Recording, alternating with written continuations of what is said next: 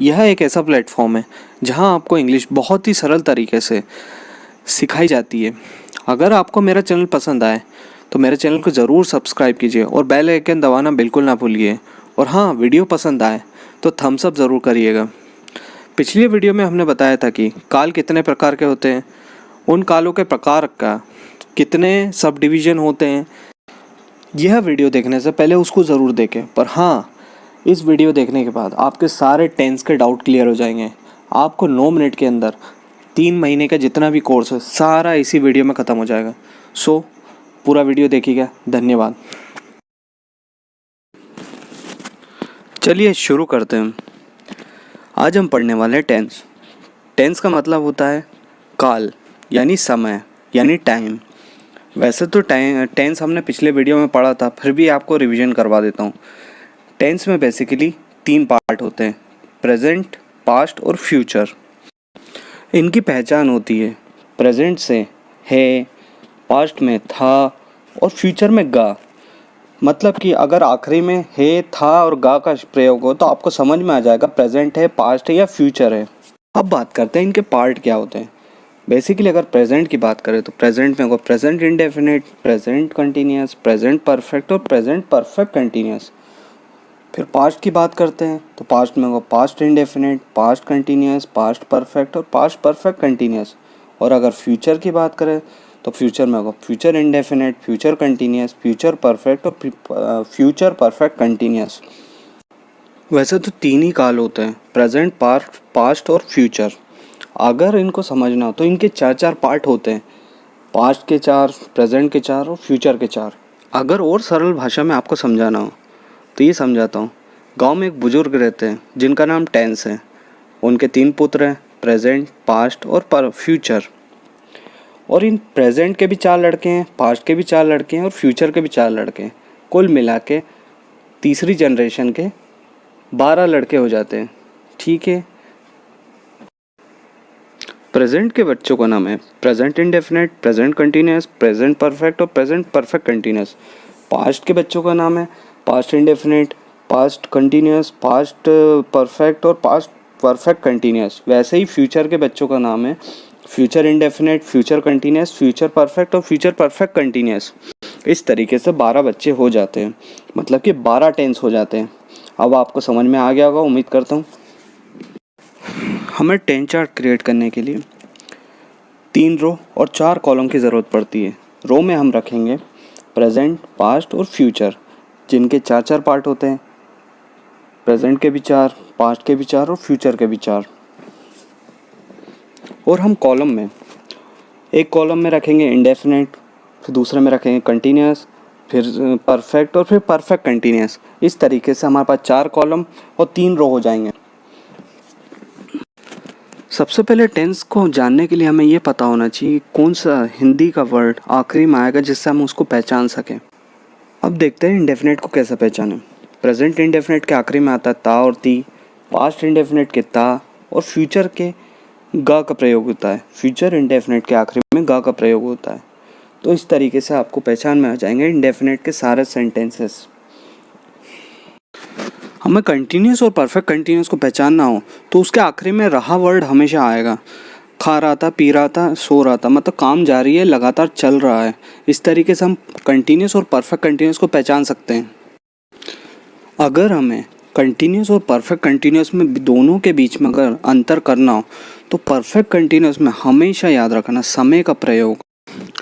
मैं सुबह से खा रहा हूँ, मैं दोपहर से दौड़ रहा हूँ। इसमें एक समय बताया गया है, समय दर्शाया गया। और अगर किसी भी वाक्य में समय को दर्शाया जाता है तो वो परफेक्ट कंटिन्यूअस के अंतर्गत आ जाता है।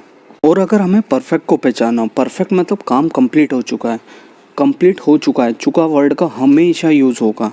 अगर आपको देखना हो तो पास्ट, प्रेजेंट और परफेक्ट में चुका है वर्ड का यूज़ होगा तो समझ लीजिएगा वो परफेक्ट के अंतर्गत आ जाता है। अब कंटिन्यूस परफेक्ट और परफेक्ट कंटिन्यूस में अंतर समझ लेते हैं। उदाहरण से, मैं फुटबॉल खेल रहा हूँ, ये आ जाएगा कंटिन्यूस में क्योंकि काम चल रहा है। मैं फुटबॉल खेल चुका हूँ, मतलब ये कंप्लीट हो चुका है, परफेक्ट का सेंटेंस है। और मैं सुबह से फुटबॉल खेल रहा हूँ, ये परफेक्ट कंटिन्यूस के अंतर्गत आ जाएगा। पास्ट टेंस में सभी के आगे था का प्रयोग होगा। था जहाँ भी आएगा आप समझ जाइएगा पास्ट टेंस है। जैसे कि वह गाना गाता था, इंडेफिनिट। वह गाना गा रहा था, कंटिन्यूस। वह गाना गा चुका था, परफेक्ट।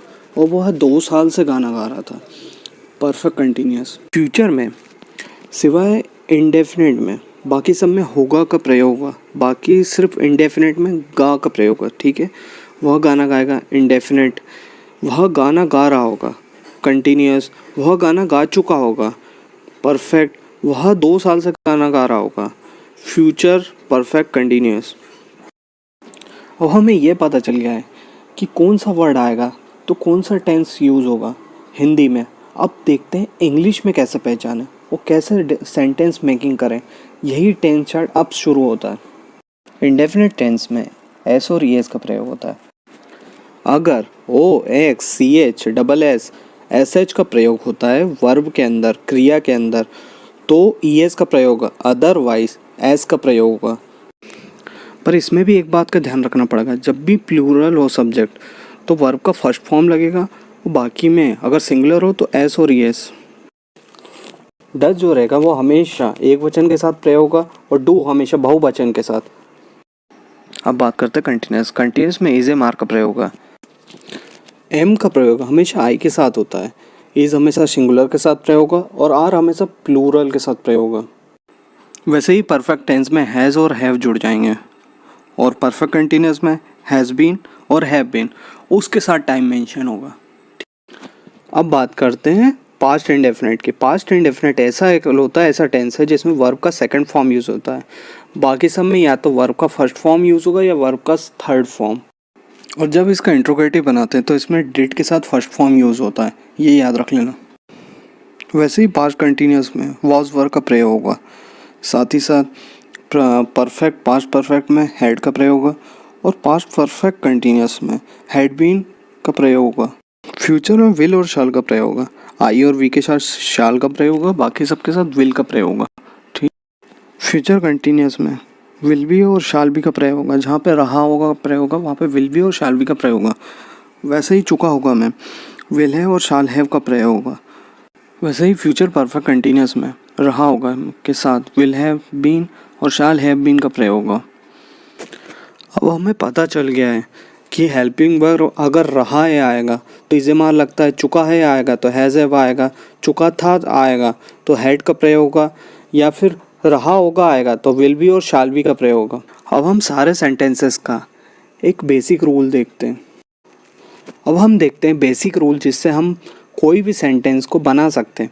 सबसे पहले आता है सब्जेक्ट। सब्जेक्ट यानी कि राम श्याम गीता सीता वगैरह वगैरह। फिर आती हेल्पिंग वर्ब मतलब सहायक क्रिया, is am are was were shall will.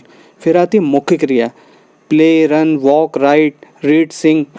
दौड़ना भागना हंसना बोलना ये सभी क्रियाएं हो जाती हैं। फिर उसके बाद आता है ऑब्जेक्ट। ऑब्जेक्ट यानी वस्तु, किस वस्तु से वो कार्य हो रहा है। जब हम सेंटेंस बनाते हैं तो subject, helping verb, main verb और फिर ऑब्जेक्ट। अगर नेगेटिव बनाते हैं तो हेल्पिंग वर्ब और मेन वर्ब के बीच में नॉट लगा देते हैं। और जब इंट्रोगेटिव बनाते हैं तो इंट्रोगेटिव में मेनली हम हेल्पिंग वर्ब को आगे ले आते हैं और सब्जेक्ट को दूसरे नंबर पे ले आते हैं, एक्सचेंज हो जाता है।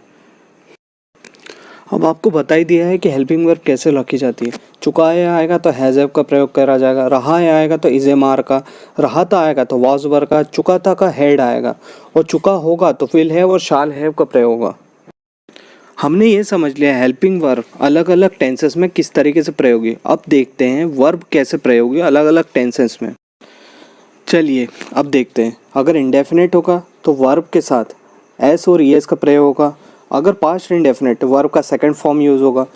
अगर फ्यूचर है तो वर्ब का फर्स्ट फॉर्म ही यूज़ होगा फ्यूचर इंडेफिनिट में। कंटिन्यूस में मेन वर्ब के साथ आईएनजी का प्रयोग होता है, चाहे वह प्रेजेंट कंटिन्यूस हो, चाहे पास्ट कंटिन्यूस हो, चाहे फ्यूचर कंटिन्यूस हो। अब जहाँ भी परफेक्ट आएगा वहाँ वर्ब का थर्ड फॉर्म यूज़ होगा। वैसे ही परफेक्ट कंटिन्यूस के अंदर भी मेन वर्ब के साथ आईएनजी का प्रयोग होगा। अगले वीडियो में हम 12 टेंसेस का पॉजिटिव, नेगेटिव और इंट्रोगेटिव सेंटेंस बनाना सीखेंगे। स्वागत है आपके अपने चैनल ट्रिकी ट्रिपल एम पे। अगर आपको हमारी वीडियो अच्छी लगती है तो प्लीज़ इसे लाइक करें, शेयर करें अगर अच्छी लगती है और अगर आपको कुछ अपने रिव्यूज़ देने हैं तो प्लीज़ कमेंट करें। और हाँ, don't forget to press the bell icon. अगर आप न्यू हो या फिर पुराने हो तो प्लीज़ आप उसको बेल आइकन को दबा लीजिए। और अगर आप नए हो तो इस चैनल को सब्सक्राइब कर लीजिए फॉर मोर वीडियोज़ नोटिफिकेशंस के लिए। जैसे अगर हमने आपके लिए कोई वीडियो डाली तो आपको तुरंत एक नोटिफिकेशन मिल जाएगा, जिससे आप सीधे क्लिक करके डायरेक्ट वीडियो पे आ सकते हैं।